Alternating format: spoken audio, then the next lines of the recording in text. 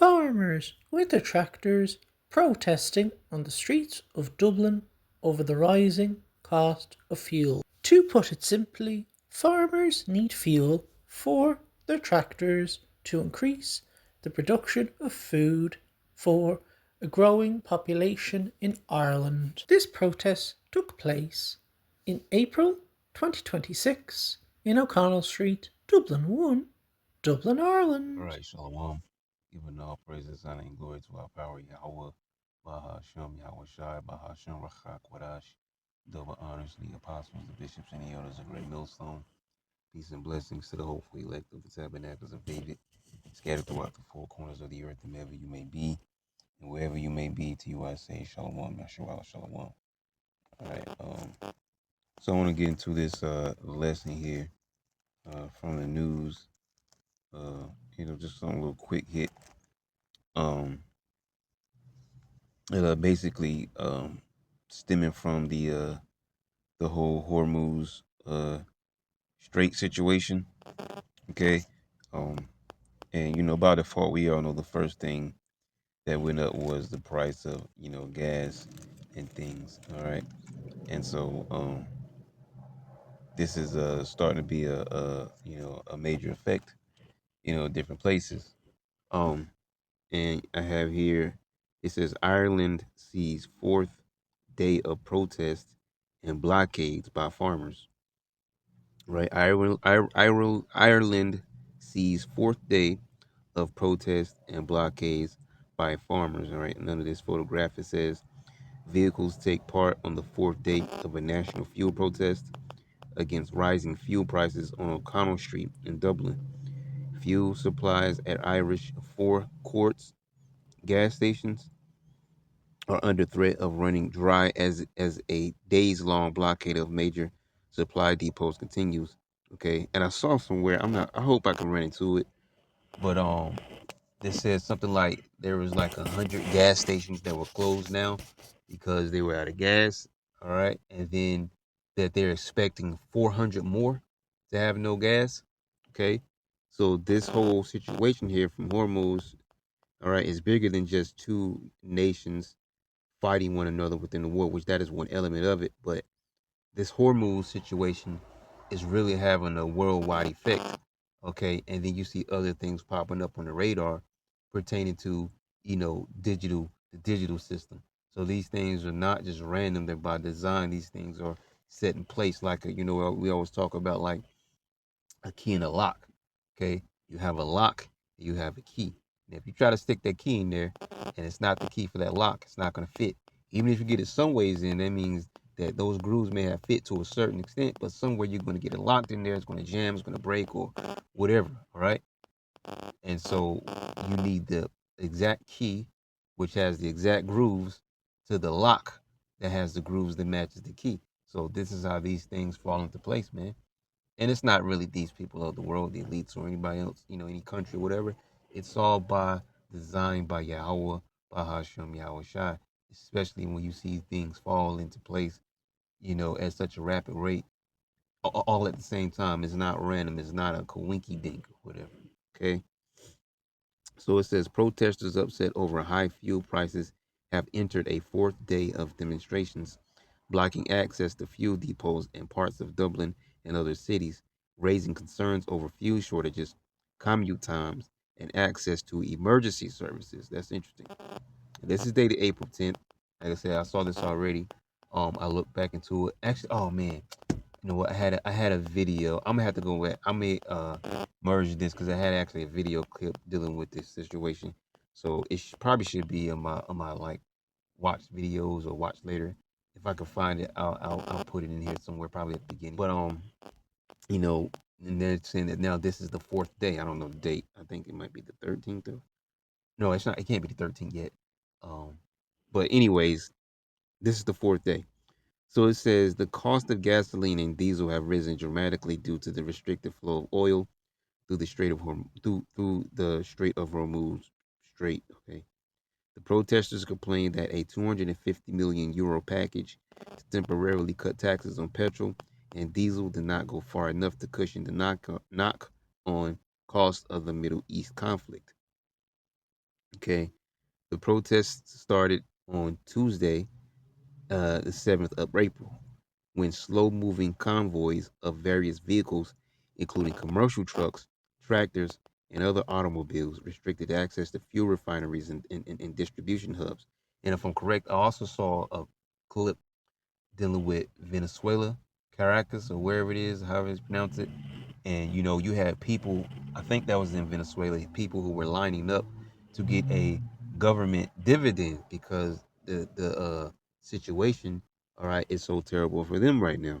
Okay, then we already know about Cuba. Okay, they I actually haven't checked on Cuba. I was late. I tried to find some things on it recently, but they may still be in the dark. All right, they were actually close to having a famine. Okay, and so you have these things here that people will see, that in particular, I'm saying that live in Babylon, they will see these things and they'll never think that something like this is going to happen in Babylon. But Babylon is going to be one of the worst hit places because the Lord despises, he despises the things that are going on in the earth, period, in general, but he definitely despises Babylon the Great, okay? It says some protesters slept in their vehicles overnight, demanding that the government speak with them, the Associated Press reported. With the price of fuel climbing, some protesters are afraid that their businesses won't survive. Oh, that's another thing right there. Okay. Um, let me see if I can find a book here.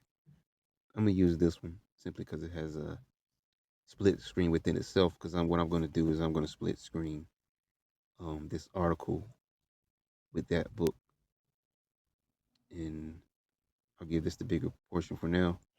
What was I gonna grab? Yeah, let me grab Old Testament. Uh,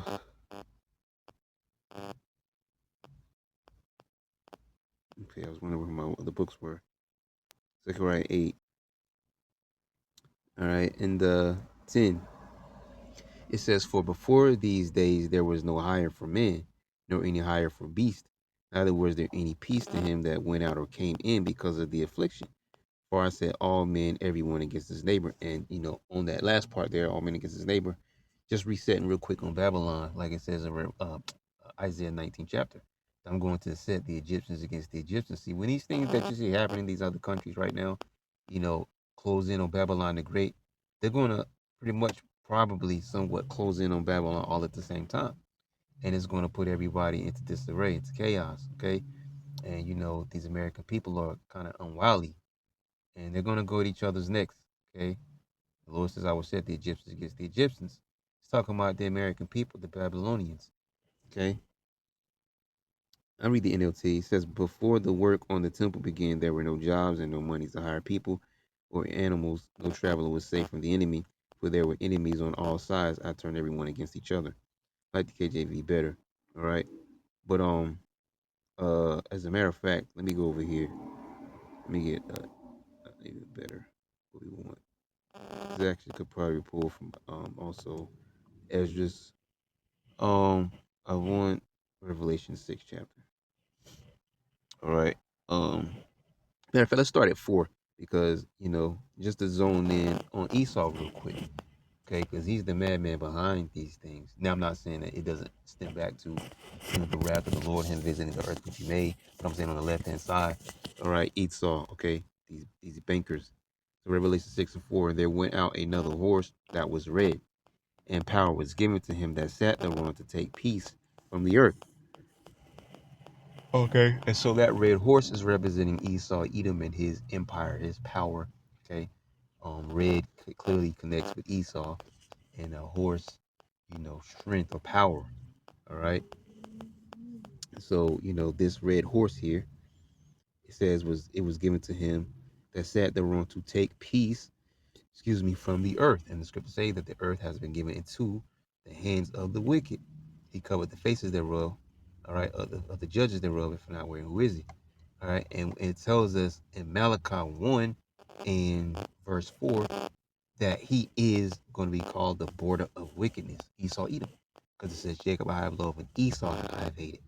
And there was, let me just pull it up real quick. We'll come back just to make the point because we mentioned um where it says in Job 90:24, the earth has been given into the hands of the wicked. So identifying the wicked, Esau, Edom. Okay, here it is. Verse 3, and I hated Esau and laid his mountains and his heritage waste for the dragons of the wilderness. Whereas Edom saith, we are impoverished, but we will return and build the desolate places. Thus said the Lord Yahweh Ba'ashem Yahweh Shah of hosts of armies, they shall build, but I will throw down. All right, and ever since their last so-called spaceman, I'm not talking about the Artemis, all right, which they didn't really even go anywhere either. But talking about in the 60s, all right, the Lord has been, strategically and structurally, bringing this man down. Okay, but there's a time, in place for everything. All right, like we always mention, the Lord says, I will liken. I might pull that up. My judgment to a ring. Okay, it says, and they shall call them the border of wickedness, and the people against whom the Lord Yahweh Bashmi Yahweh Shai hath indignation forever. So there you go, the border of wickedness. So Job 9:24 says the earth that has been given to the hands of the wicked. So this same wicked we're reading about are the stemming from the elites, all right, the so-called elites, the banking families. And so this let's reread it. It says, and power was given unto him, all right, that sat thereon to take peace from the earth. So that is within his lot to do so. Okay. And that they shall, and the Lord calls them did he call, I think he said his sword. Okay, even I want to say it was our forefather David that says, deliver me from the wicked, which is thy sword. So there you go. Once again, the sword, we're linking the sword, and then the wicked, we just talked about the wicked, and they all are coming from the one same place, Esau, Edom. Deliver me from the wicked, which is thy sword. Okay, so, and this was given into their lot, going back to the history. All right, Genesis the 40, um Genesis the 20, uh is it 27th chapter? All right, I think it's 27. Okay, around like verse 38 or 9, 40. Okay, going into that blessing that he was given, the fatness of the earth, which is why they have all the wealth and the substance, and they think all the resources belong to them. Okay, but then it goes on to say, and that they shall live by the sword. So that sword is linking up here as well. Okay, so all these dots are connected to Esau. It says that they should kill one another, and there was given unto him a great sword, which is what we just finished talking about, the great sword. Okay, and it goes on to read, all right, the third seal, famine. Okay, so going back to the, well, not the original topic in general, but centering real quick back on the Hormuz Strait. Okay, this is causing a worldwide effect in different places. All right, and this major angle that we're speaking about these things from is from the farmers and the farmland, having to do with the planting and the reaping of the harvest of the crops. Okay, so it says, and when he had opened the third seal, I heard the third beast say, come and see. And beheld, and I beheld, and lo, a black horse, and he that sat on him had a pair of balances in his hand. Okay, so um, and I guess we just, well, make sure I click the right one. Let's get this. Let's get balances. All right. Okay.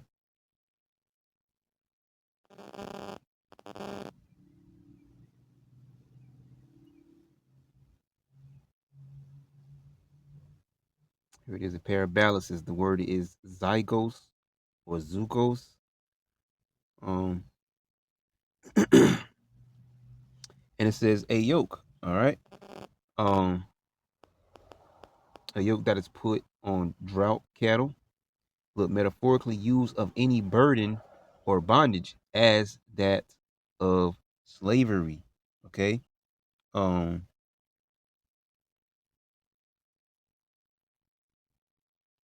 about that one. Look, a balance, a pair of scales. All right, and balances do what? They weigh things. Okay. So if you have, now I'm just doing a random example. So if you have someone that has 100 pounds of grain he wants to sell, and this person says, "All right, I'm gonna in hopes trade with you, and I have silver."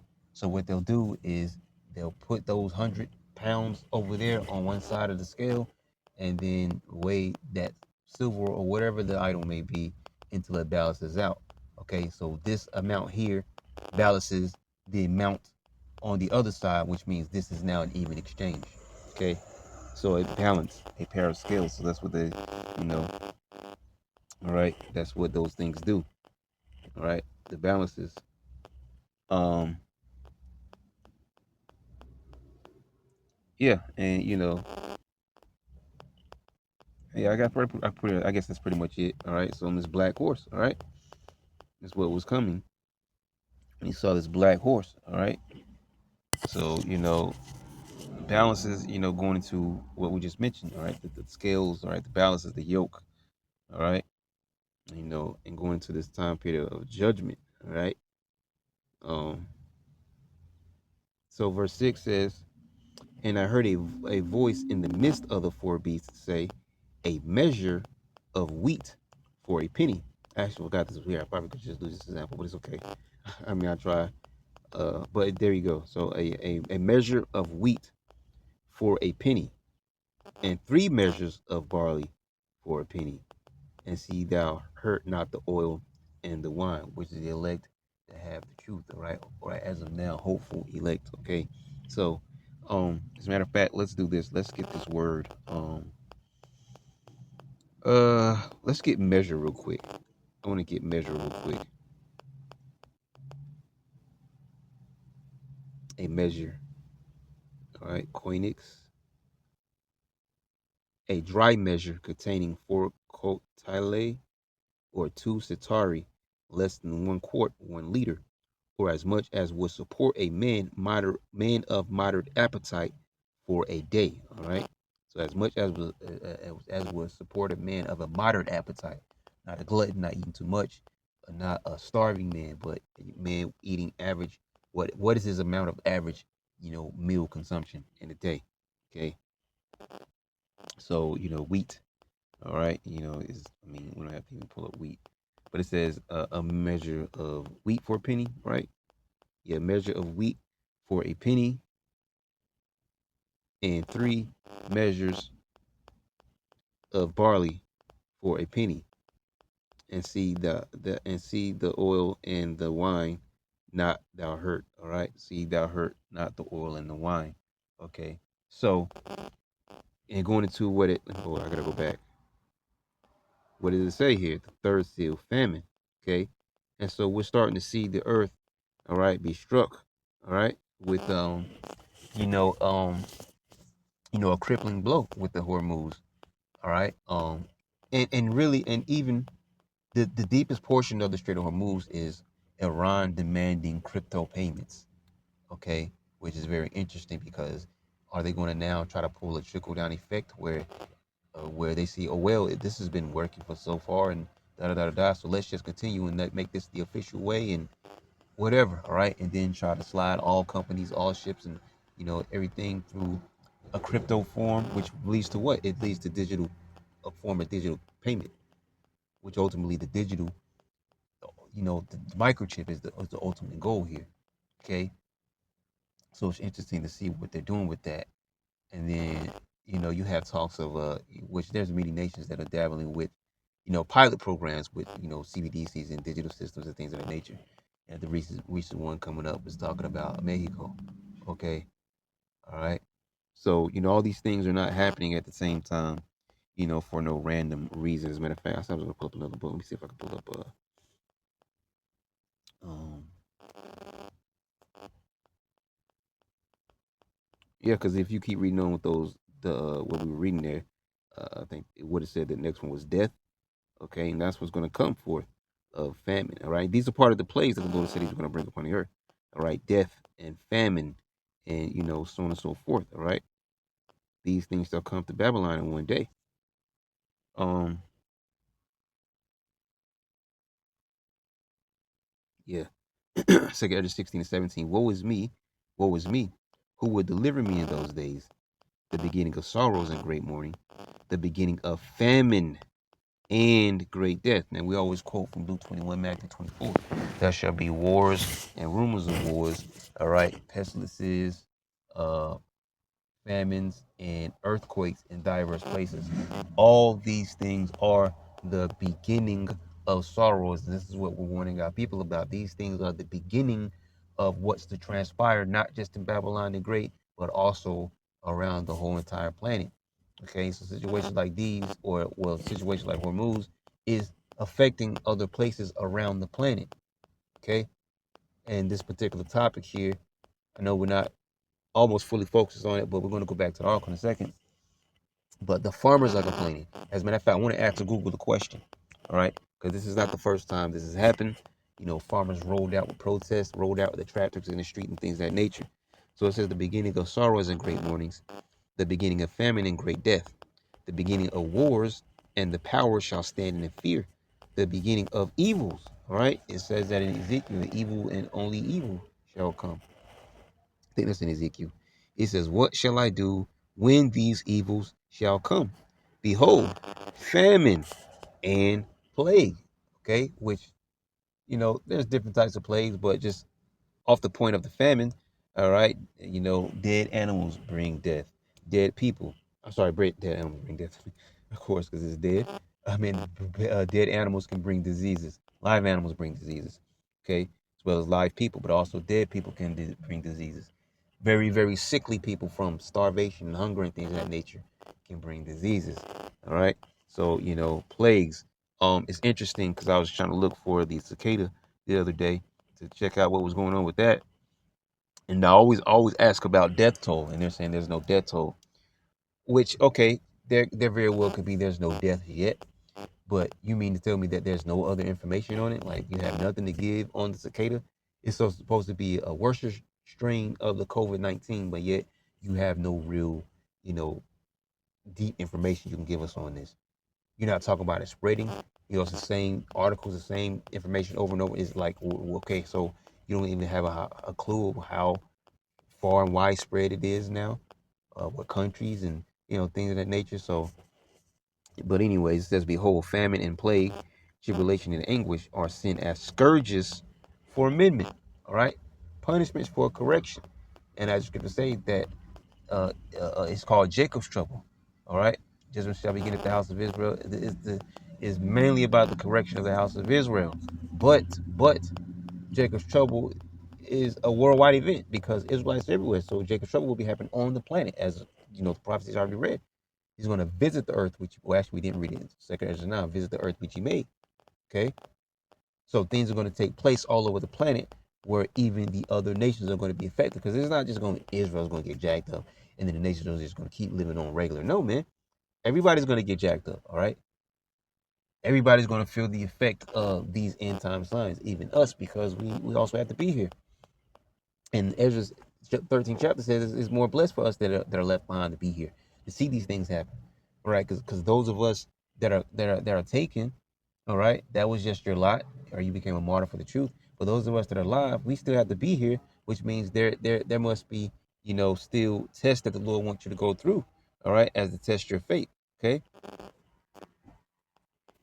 Um.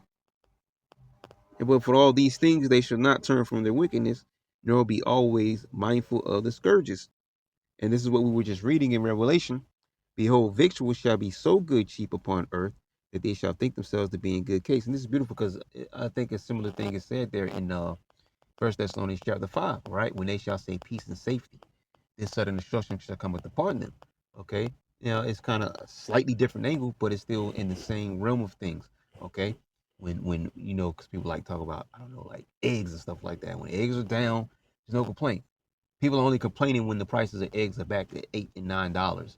All right, $6 to $9. But when the eggs are back cheap to $3.99, $4.99, there's not much to talk about. All right, gas is low. People don't talk about much. But then when gas goes up, all of a sudden people are complaining. So this goes to show you that, which I'm speaking on the angle of Babylon the Great in particular, because it's all over the world.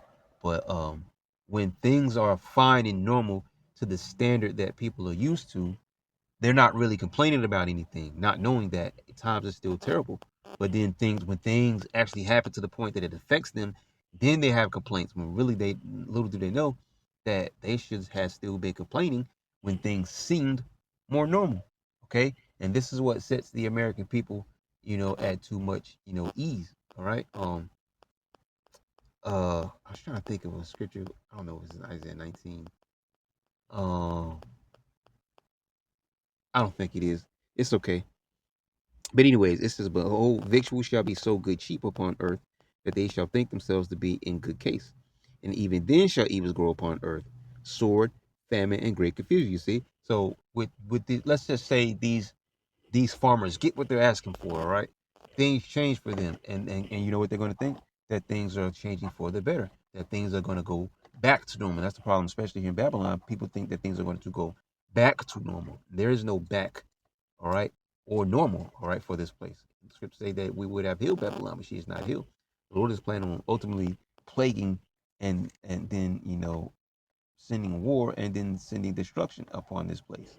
Okay, so even then shall evils grow upon earth, sword, famine, and we mentioned that, and great confusion. See, the people are going to be caught up in the confusion because it's going to happen at a time they're not expecting it to happen. Okay, when the prophets are already warning them of it. Ezekiel, all right, and when these things come to pass, then you shall know that a prophet has been among them. Okay, the prophets are to forewarn the people. The prophets are set up to forewarn of the things to come. Now it's whether they hear or forbear, mainly the message to the Israelites, but hey, even the other nations are here what we're saying, whether they believe what we're saying or not. Okay, but the prophets are set up, as I was about to say a beacon, a warning, but it's the scriptures say that blow the trumpet in Zion. All right, the watchman, Habakkuk 2. The prophets are set up as the watchmen to blow the trumpet about certain situations, things that are transpiring in the earth. Okay, for many of them that dwell, I'll always stop and I'm gonna read the next one. For many of them that dwell upon earth shall perish of famine. See, many on earth shall perish of famine, and the other that escape the hunger shall the sword destroy. Beautiful, because what does it say in Lamentations chapter 4? It's better to die by the sword than, as a matter of fact, I'm gonna pull it up because there's some other verses around there um that are good to get.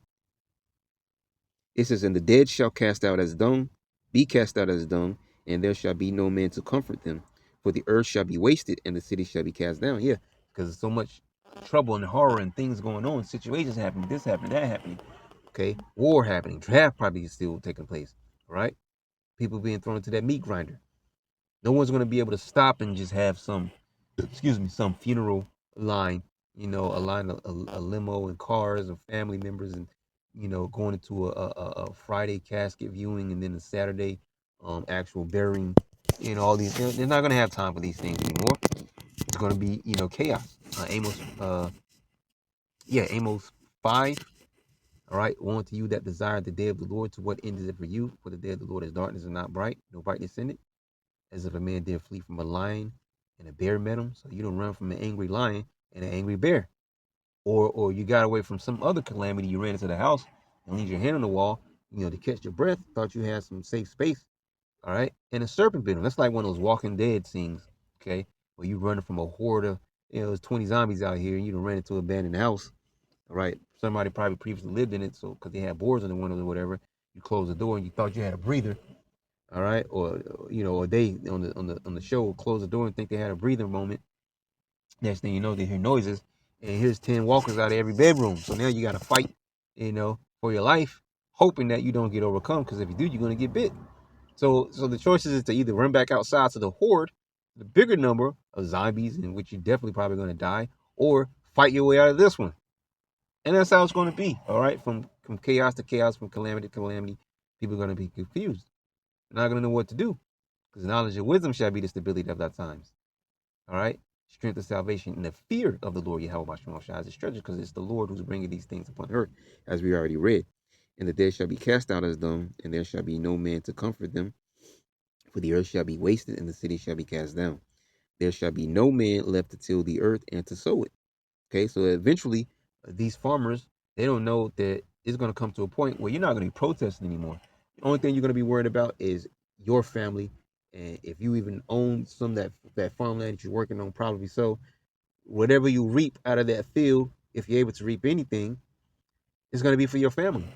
And you don't think people are going to come to see you because you're living in the country? against all this farmland. They might see a bunch of heads of lettuces out there and like, whoa, okay, whether they're traveling in vehicle or foot or whatever, however they're traveling, they're hungry, okay, way out in the middle of the country. Yes, calamity is going to come to you in the middle of the country.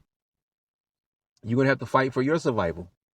All right, that's why these doomsday preppers are, hilarious to the Lord. Okay, He says, I'm going to laugh at you when your calamities come and mock at you. Okay, because they think they can doomsday prep out of Jacob's trouble. Okay, the trees shall give fruit, and who shall gather them? All right, but I'm gonna go back because I wanted to make the other point there.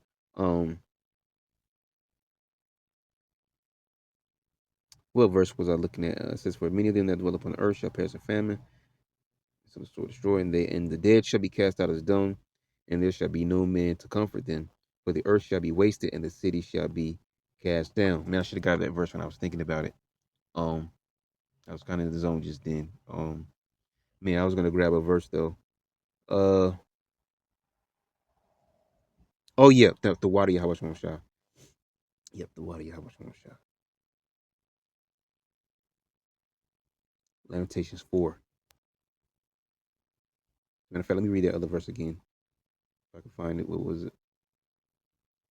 Yeah, behold, victuals shall be so good cheap. Yeah, we read that one. Yep. For many of them that dwell on earth shall perish of famine, 2 Ezra 16 and 22. And the other that escape the hunger shall the sword destroy. Okay.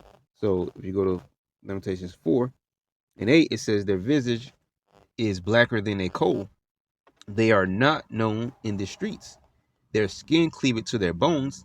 It is withered. It is become like a stick. Okay, meaning when you're hungry, you starving for famine, like they show you in these commercials, right? Which is really just a money grab. They don't care about them African kids. Okay, it's all for the pocket of the ooze. I was gonna say the J. All right, probably could have, but anyways, but the point I'm making is, see that their face all small and emaciated, the rib cages are showing, all right, front and back. The arms are like twigs. Okay, so this is what it's describing, like someone who right, who's emaciated. Okay, it says their skin cleaveth to their bones because they're so hungry. So there's no weight mass, there's no body mass. It is withered. It has become like a stick. They that be slain with the sword are better than they that be slain with hunger, for these pine away, stricken through for the wants of the fruits of the field. So you see, all these scriptures have just linked themselves together. Okay, and that's what's going to happen in these latter days. All right, Esau is going to start to crack down and restrict food and whatever food you can buy. He's eventually going to say that, hey, you got to be a digital person to get this physical food here. And a lot of people are going to take that digital currency, okay, and which is really taking the C hip, because that's how you connect to the digital currency, and you come online on his grid, and now he controls you. Okay. Um, the hands of the pitiful women have signed their own children. Now, real quick, just to uh, to baseline everything. This is going into like the time of the Babylonian period, but we're liking it to today. All right, you have these women, who just want to do what they want to do. All right, it's my prerogative. I'm grown. Can't tell me what to do. My body, my choice. I ain't got to listen to no man. We don't need no men. All right, I live at home with my dogs. Okay, because I got this nice job, and so on and so forth. These are going to be the new pitiful women in these the scriptures say, rise up, you careless women who are at ease. Okay, the hands of the pitiful women have sighted their own children. Sighted means to boil. All right, so they're cooking their own children for what? They were their meat in the destruction of the daughter of my people. Okay, so this is what's going to happen. Cannibalism is going to come back, and these women who swear that they were equal to a man, and some thinking that they're greater than a man. All right, these are going to be those same women there. Okay, Israelite and heathen alike. Okay, starving, eating their children, not knowing what to do, and eventually, if they're still alive, probably take the sea hip. Okay, because ultimately they're going to need a man of the Lord to be delivered. All right, and now there ain't no heathen women getting on the chariots. Okay, because the Lord could have a heathen woman help you out. Who knows? Okay, don't mean she's gonna get salvation. But as far as the Israelite women go, that's what really the point I was making there. An Israelite woman, all right, to be delivered, she needs an Israelite man. Okay, but that means she also has to herself be already seeking the Lord. It's not just gonna be, Keisha and Moesha. Okay, it's not gonna be, those random, ghetto girls and stuff like that who a man of the Lord is gonna accept. He has no use for her. Okay, she's just going to seek protection. She's going to put on the appearance of a good, loving woman for protection when she sees that man of the Lord, being able to deal, having a straight head, clear thinking, protection. Like, why is nothing happening to this man? Okay, why does he not seem hungry? He's not thirsty. He seems to know what's going on and know where he's going at. She's gonna want him. When she see that man that he was tall, right, 6 foot 6 inches and six figures, right, handsome, muscles, all this stuff ain't gonna be nothing in those days because those things that they saw for are gonna be vain. He ain't gonna be handsome, tall and handsome and 6'6" anymore to you because he's gonna get jacked up. He might get sent to the war. He's gonna be out here in the chaos, confused, scared, not knowing what's going on, not having the answers. All right, yelling and screaming back and forth because y'all both trying to figure things out. So the man of the Lord is gonna be extremely attractive in those days. Okay. Um, Let me see if I can go back to this. I'm gonna get too far off there. So yeah, it says a measure of wheat for a penny and 3 measures of barley for a penny. She thou heard not the oil and the wine. All right, the NOT says, and there heard a voice from among the four living beings say, a loaf of wheat bread or 3 loaves of barley will cost a day's pay, and don't waste the olive oil and the wine. So there you go. So which is simplifies a certain portion there. A day's pay. Imagine going into the store.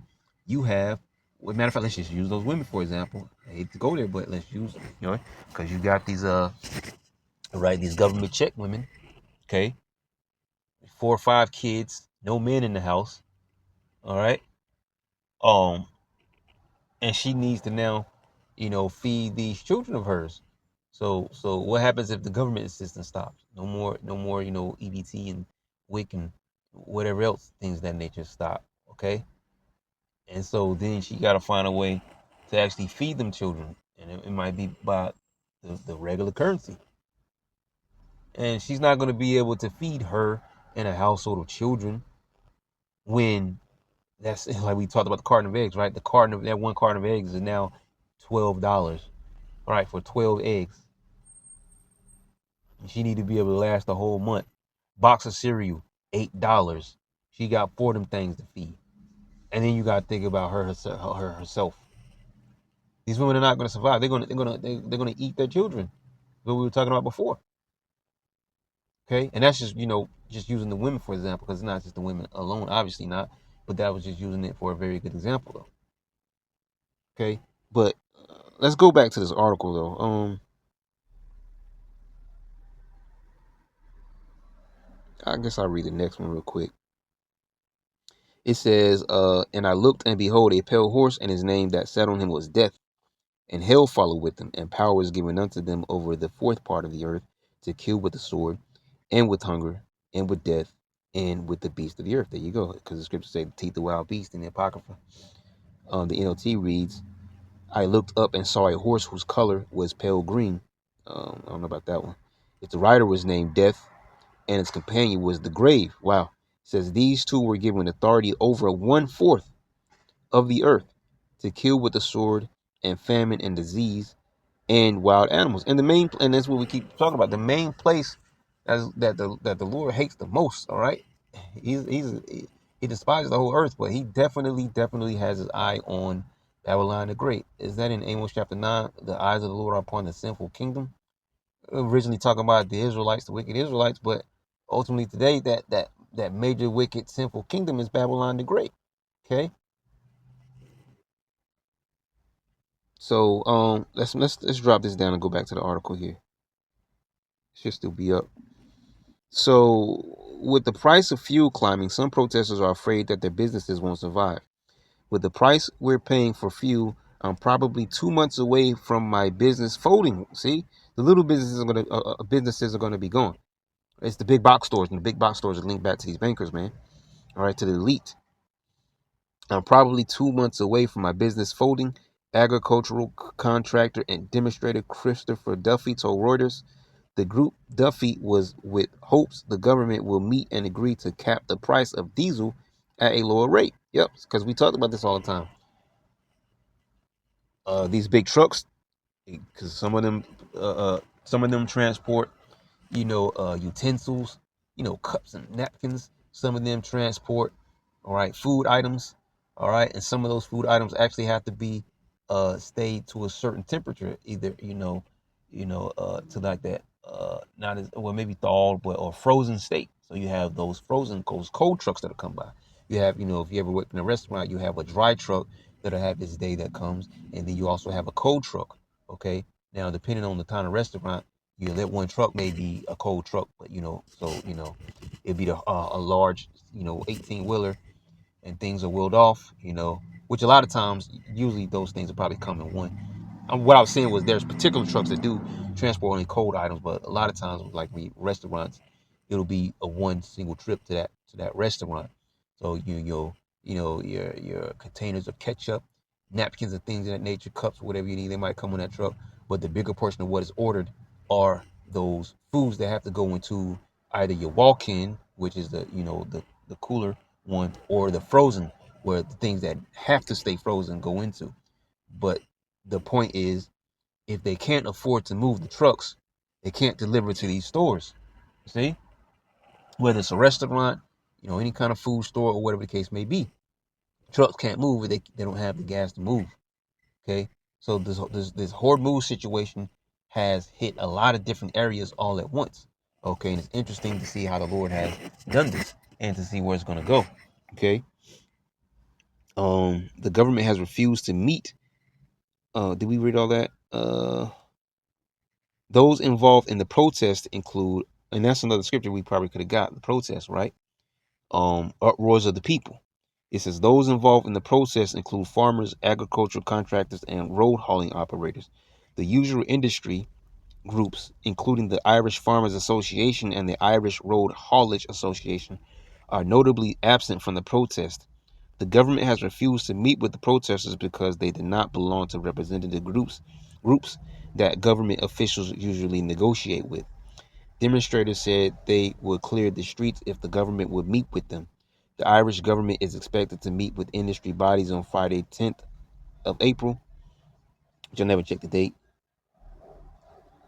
What the heck? My screen's not even coming down. All right, so okay. So as protesters might got stuck. Protesters were not invited to the meeting. What Tau Siege? I don't know what that my T.M. Martin, right, described the demonstrations as an act of national sabotage. T.M. Martin described the demonstrations as an act of national sabotage, according to news reports. All right, the that the Tile Siege is the Irish Prime Minister. Okay, thank you. The blockades around an oil refinery in Cork and two fuel depots in Galway and Foynes have prevented access to roughly 50% of the nation's fuel.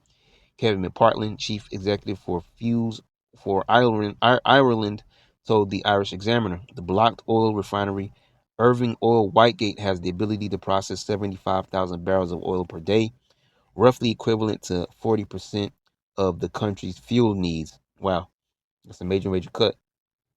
With little to no access to fuel depots. Oh, is that it?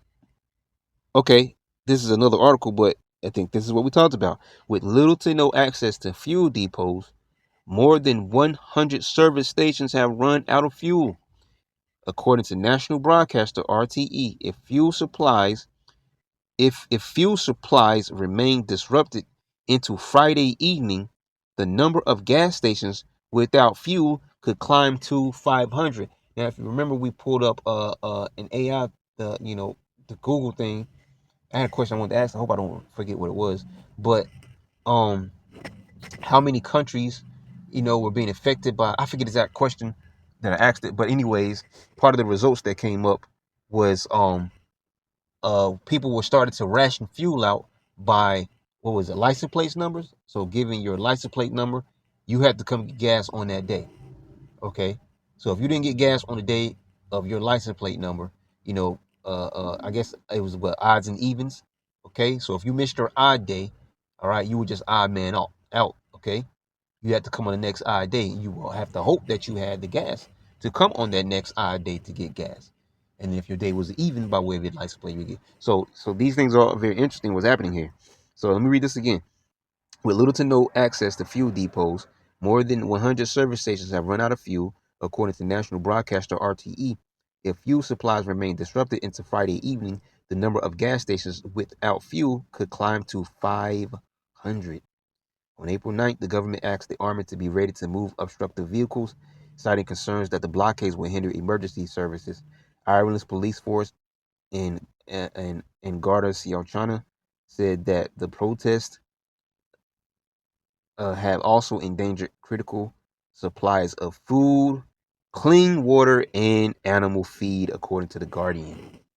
Right, and the Guardian was actually the one I was about to go to because I use the Guardian often. So I think that's it on that. I'll drop this. Yeah. So, I didn't get the headline for you. Oh, there it is, right there. The Guardian. I started to use the Guardian, but the Guardian came up anyways. Ireland sees fourth day of protest by blockades, protests and blockades. Fuel price protests caused chaos in Ireland and spread to Norway. Okay, so there you go, spread to Norway. So I might actually, well, willing, if I can find, a quick clip on Norway, I'll add that as well because I think I have one with Ireland, but hopefully I'll add the one to Norway too. If there's something we can find on that. So see, so this is interesting, man. Um, uh, how? Let me ask one question before I close. How many countries worldwide are? Oh, I gotta get rid of this. Let me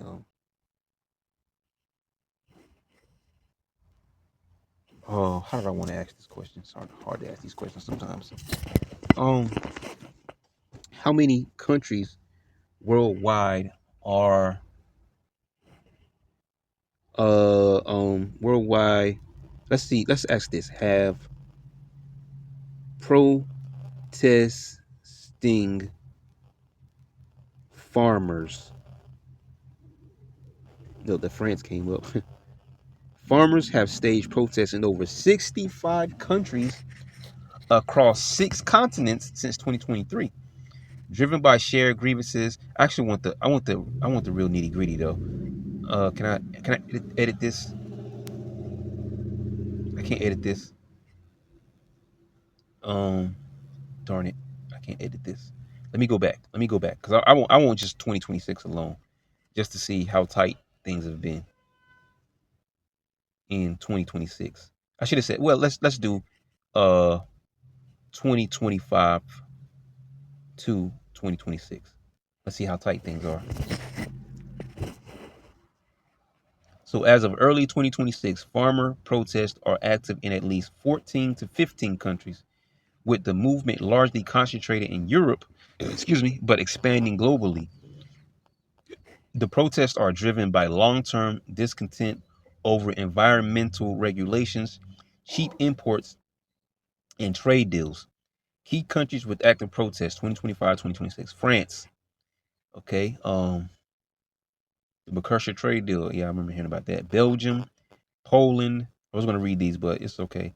France, Belgium, Poland, Germany. Yeah, Germany is why I was mentioning those. Originally seeing those farmers blocking the roads with the tractors and things of that nature. Italy, Spain, Netherlands, other European countries, Greece, Romania, Hungary, Slovakia, Ireland, Norway, which we just mentioned, have also witnessed significant farmer unrest. Oh, Japan reported farmer protests against trade policies. Wow.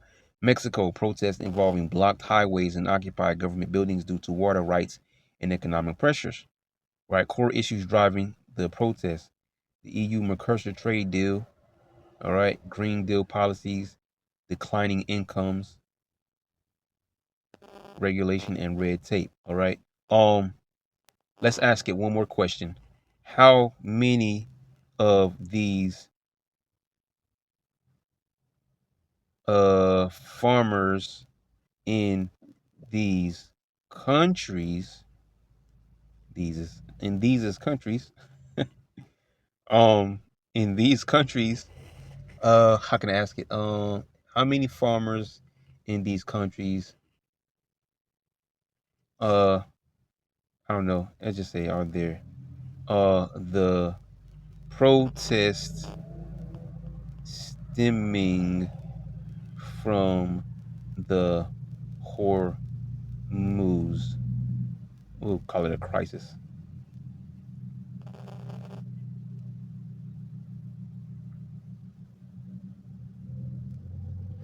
The Hormuz crisis has become a primary driver of farmer protests in 2026, primarily due to the double shock of record high fuel and fertilizer prices. There you go. Back to the main things there. The fuel and the fertilizer. All right. Need the fertilizer for their farmers to plant and stuff like that. And then you need fuel to drive, get it from place to place once it reaches where it's going. But then also before that, even to get it where it's going, you need those ships to get there. So it's a trickle down effect. So while many earlier protests centered on trade deals and environmental regulations, the effective closure of the Strait of Hormuz in March 2026 has added a critical layer of economic strain that is now triggering new, specifically fuel-focused demonstrations. Right, directly related protests in several countries. The current wave of protests is a direct reaction to the energy and fertilizer shortages caused by the blockade. Ireland, thousands of farmers and truckers began blocking fuel depots and refineries, including Whitegate Refinery, on April 7, 2026, demanding government intervention against spiraling diesel prices. India, fertilizer manufacturers have slashed output of essential nutrients like urea due to the loss of Qatari LNG, right, leading to widespread nervousness and protests among farmers in states like Punjab as the crucial June planting season approaches. United States, farmers in the Midwest, notably Illinois and Iowa, have staged protests and called for emergency relief as diesel prices surged over 24% in a single month following the Hormuz closure. Norway, recent fuel protests that started in Ireland have begun spreading to Norwegian farming and transport sectors. There you go. Global agricultural impacts. Impact category: fertilizer crisis. Primary reason: 35% of global urea and 20% of phosphate pass through the strait. Most affected countries: India, Brazil, Bangladesh, Sri Lanka, Pakistan. Fuel price spikes. Diesel prices rose 24% due to the 90% decline in tanker traffic through Hormuz. Those affected: Ireland, USA, Norway, Ukraine. Production shifts. High costs are forcing farmers to switch to less nutrient-hungry crops. Example given: soybeans over corn. Those affected: USA, Australia, Brazil. While European farmers in countries like France and Spain are still protesting long-standing issues like the precursor trade deal, the Hormuz crisis has exacerbated the grievances by making the cost of basic production unaffordable. Okay. All right. So yeah, there you go. So yeah, all interesting stuff here. Okay, what the Lord is doing to this earth that He said He was going to visit. All right, that He made. All right, because we're in the time of these things happening. All right, these different prophecies. Basically, this is the atmosphere of the earth right now. Okay, so just want to tap into that. So Lord willing, you were edified. To next time, Yasharala, I'm going to say shalom. There may be a shaky ceasefire between the US and Iran at the moment, but the consequences of the US-Israel war on Iran are still being felt around the world. The surge in fuel prices caused by the US-Israel aggression, leading to nationwide protests in Ireland. Farmers took to the streets on their tractors for the fourth day in a row. They blocked key roads across the country, including a major highway linked to the capital. The jam brought traffic to a crawl. For days, fuel has been limited in Ireland. Some areas have put a 25-litre cap for customers, and this has caused long queues to form outside petrol pumps and worsened the jams. Farmers have been protesting because they feel the rise of fuel costs puts their livelihoods at risk. So with the price we're paying for fuel, I'm probably 2 months away from my business folding up. So really no choice. And we're not asking for a lot. We're looking for the government to reduce some of the tax and carbon tax on the fuel. just to allow business to keep going. It's not a lot to ask for, really. After 4 days of nationwide protests, the Irish government is holding talks with agricultural and freight representatives. This comes after the government tried taking a hardline approach on Thursday with Ireland's Justice Minister, saying that protesters would face consequences and that the army could be called in to break up blockades. But the protesters have remained on the streets, saying that without more government support and price cuts, they will not be able to weather the storm. We are going to stay it out here. We have to. We might as well sit here. We can't. We're burning diesel there. We're losing money at the minute, so we might as well be here. They have to come and talk to us.